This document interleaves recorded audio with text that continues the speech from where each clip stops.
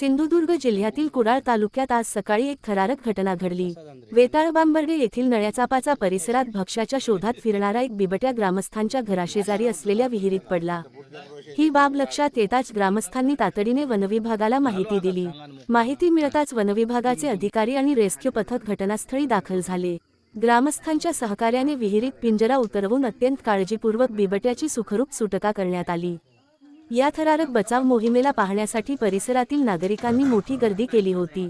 रेस्क्यूनंतर बिबट्याची वैद्यकीय तपासणी करून त्याला त्याच्या नैसर्गिक अधिवासात सुरक्षितपणे सोडण्यात आले।